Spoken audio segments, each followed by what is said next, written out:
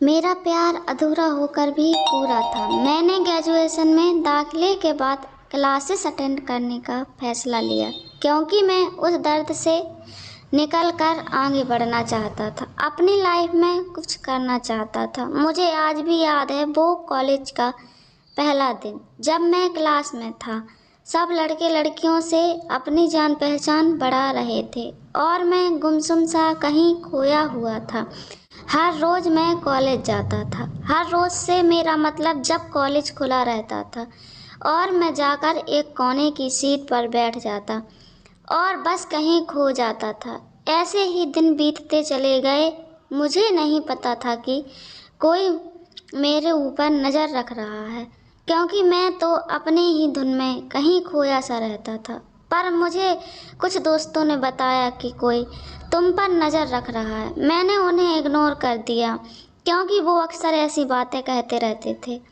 पर मुझे नहीं पता था कि शायद वो इस बार सच बोल रहे हैं।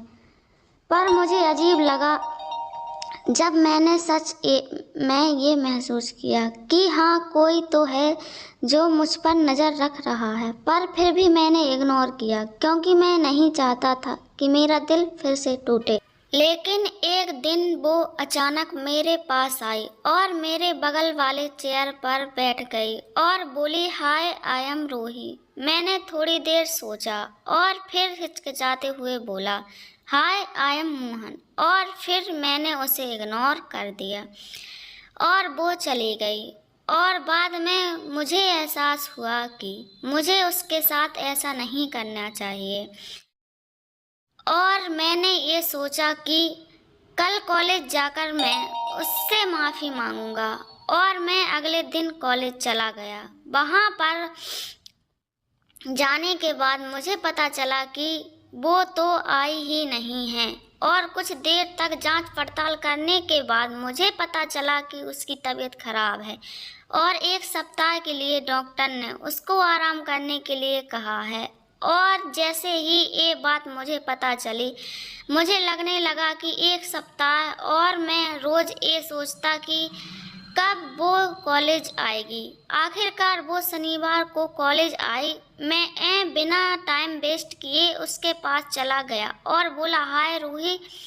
उसने मुझे इग्नोर कर दिया और मुझे बुरा लगा, लेकिन मैंने उसे फिर बोला, hi Ruhi, I am really sorry, मुझे तुमसे ऐसी बात नहीं करनी चाहिए थी। इतना सुनते ही वो बोली, तुम कहीं दोबारा तो ऐसा नहीं करोगे ना? मैंने मुस्कुराते हुए कहा, नहीं बाबा, कभी नहीं। तो उसने कहा, ओके फ्रेंड्स। मैंने भी कहा, ओके फ्रेंड्स। फिर हमारी बातें होने लगीं और उसने मुझे बताया कि वो मुझे पहले दिन से ही देख रही है। और उसने पूछा, तुम इतने गुमसुम क्यों रहते हो? फिर मैंने पूछ लिया और बोला, कुछ नहीं।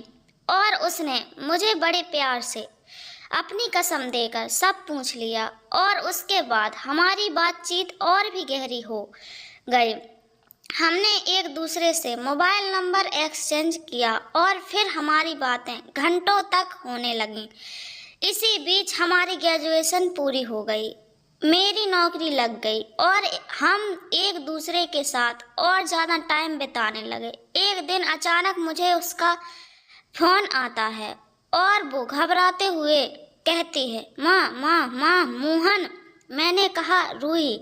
रूही, क्या हुआ? फिर उसने जो बताया उससे मेरे पैरों तले की ज़मीन खिसक गई। उसने कहा, मोहन, पापा ने मेरी शादी तय कर दी। मैंने कहा, क्या? और तुमने कुछ नहीं कहा? तो उसने बताया कि उसको भी अभी पता चला है। मैंने उसे समझाते हुए, अगर आपको यह कहानी अच्छी लगी हो तो इस वीडियो को लाइक करें और चैनल को सब्सक्राइब करें।